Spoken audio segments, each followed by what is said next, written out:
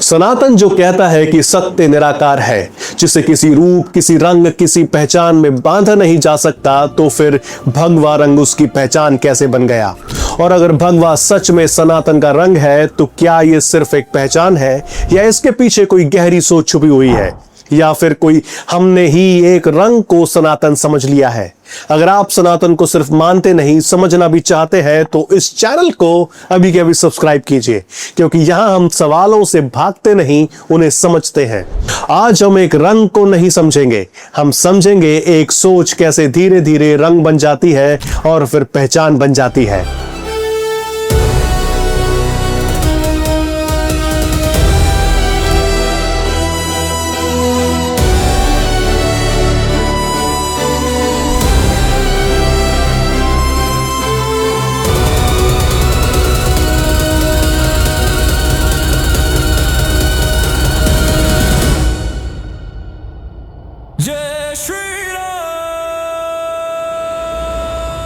आज भगवा सिर्फ एक रंग नहीं है, ये एक रिएक्शन है।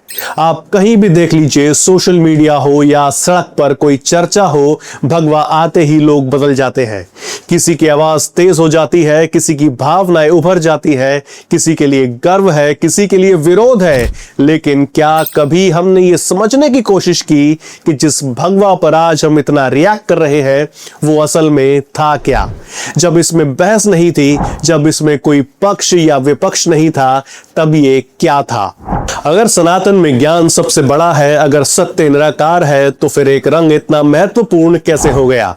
अगर सत्य को पकड़ा ही नहीं जा सकता, तो मंदिर क्यों बने, मूर्तियां क्यों बनी और भगवा क्यों बना?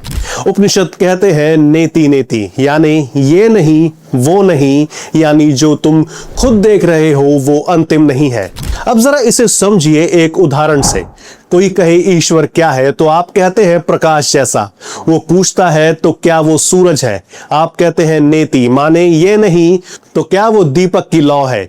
नेति, वो भी नहीं। हर बार जब आप किसी चीज को पॉइंट करते हैं, उपनिषद कहता है रुको, ये पूरा सच नहीं है।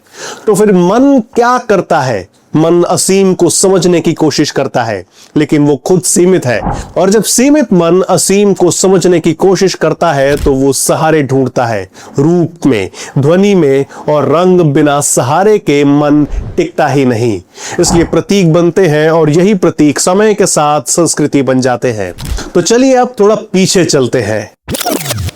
जब मंदिर नहीं थे, मूर्ति नहीं थी, तब सनातन में क्या था?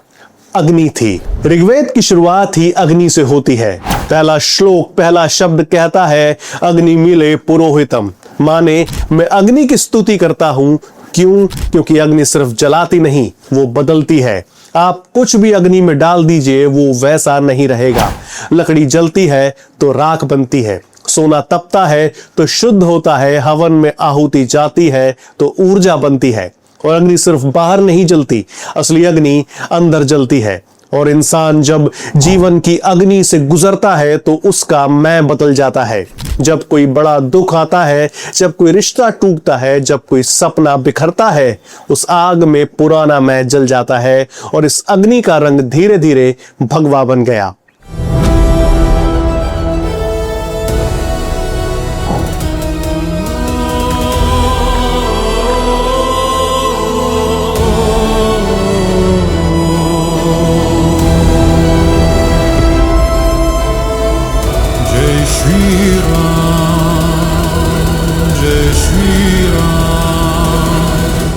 अब सोचिए, एक इंसान सब कुछ छोड़ देता है, नाम, पहचान, रिश्ते। सोचिए छोड़ना कितना आसान लगता है, लेकिन करना कितना मुश्किल होता है। हम सब किसी ना किसी चीज से चिपके हैं, कोई अपनी रेपुटेशन से, कोई अपने अहंकार से, कोई अपनी स्टोरी से जो वो खुद के बारे में सुनाता है। और जो सन्यासी है वो कहता है मैं सब छोड़ता हूं। वो सन्यासी है, और वो क्या पहचानता है? भगवा। आदि शंकराचार्य जैसे आचार्यों ने इसी जीवन को जिया। 32 साल की उम्र में उन्होंने पूरे भारत को एक सूत्र में पिरो दिया था, बिना किसी सत्ता के, बिना किसी सेना के, सिर्फ ज्ञान से। ये कपड़ा नहीं था, ये एक घोषणा थी, मैं बदल चुका हूं, मेरा पुराना मैं जल चुका है। अब मैं किसी एक नाम का नहीं, किसी एक पहचान का नहीं, मैं उस सत्य को खोजने निकला हूं जो सब में सबसे ऊपर है। अब यहां एक बहुत पावरफुल चीज सामने आती है जिसे हम अक्सर इग्नोर कर देते हैं। वही भगवा जो सन्यासी पहनता है, वही भगवा जो युद्ध के मैदान में भी दिखाई देता है। क्यों? क्योंकि दोनों में एक चीज कॉमन है, त्याग। संत ने त्यागा अहंकार, सैनिक ने त्यागा जीवन। जो खुद को जीत चुका है वही युद्ध लड़ सकता है। दोनों कहते हैं मैं अपने से बड़ा कुछ मानता हूं। संत के लिए वो बड़ा कुछ है सत्य, सैनिक के लिए वो बड़ा कुछ है धर्म, देश और उसके जन। और यही एक रंग दोनों को एक साथ बांधता है।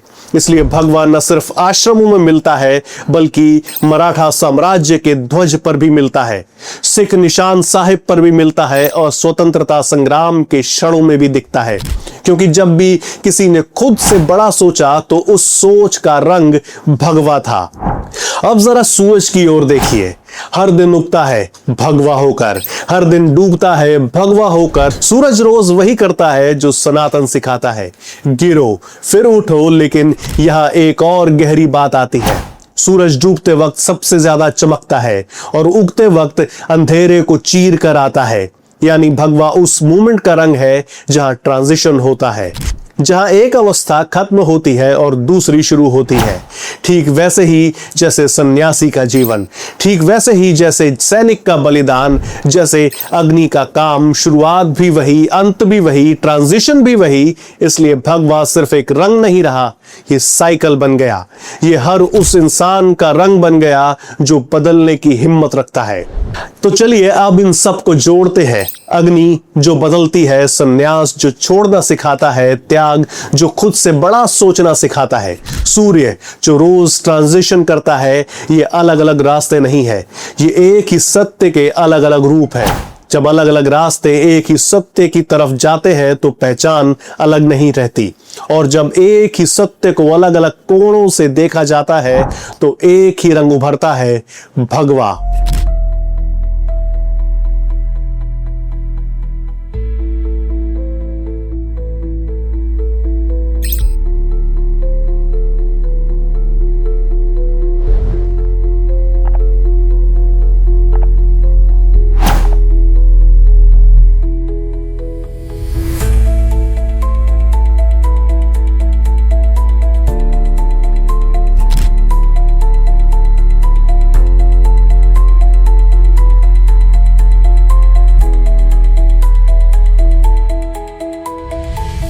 अब यहां से एक जरूरी बात उभरती है, प्रतीक का अगला स्टेप क्या होता है? पहचान। और यही भगवा के साथ हुआ। समय के साथ साथ ये आइडेंटिटी बन गया, लेकिन समस्या पहचान बनने में नहीं है। समस्या तब होती है जब पहचान ही सत्य बन जाए। समझिए, एक नक्शा होता है, नक्शा रास्ता दिखाता है, लेकिन नक्शा रास्ता नहीं है। अगर आप नक्शे को ही मंजिल मान ले तो आप कभी वहां नहीं पहुंचेंगे। भगवा एक नक्शा है, एक प्रतीक है, एक पॉइंटर है उस सत्य की तरफ जिस रंग का जन्म हुआ था अहंकार को मिटाने के लिए। वही रंग अगर अहंकार का जरिया बन जाए तो समझिए रंग नहीं बदला, हम बदल गए। अब आपका सवाल पूरा क्लियर होता है, अगर ज्ञान है तो रंग क्यों? क्योंकि ज्ञान दिखाई नहीं देता लेकिन मन देख कर समझता है। भगवा जरूरी नहीं, लेकिन जब तक मन है तब तक प्रतीक जरूरी है। भगवा सनातन का रंग होने के साथ साथ एक प्रतीक है, उस सोच का जो आपको सत्य तक ले जाती है। लेकिन याद रखिए, प्रतीक एक सीढ़ी है। सीढ़ी पर खड़े रहने से मंजिल नहीं मिलती, सीढ़ी का काम है आगे ले जाना।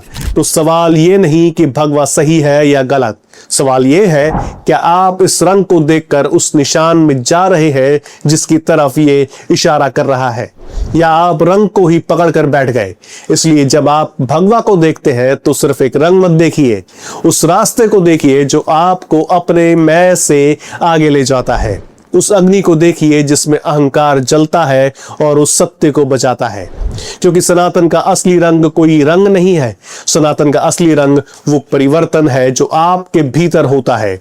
जब आप खुद से बड़ा सोचने लगते हैं, भगवा उसी परिवर्तन की याद दिलाता है। बस याद रखिए, याद दिलाना और खुद परिवर्तन होना दो अलग चीजें हैं। और इसी के साथ दोस्तों, मैं हूं तरुण और ये था आज का तत्व, वो भी भगवा के बारे में।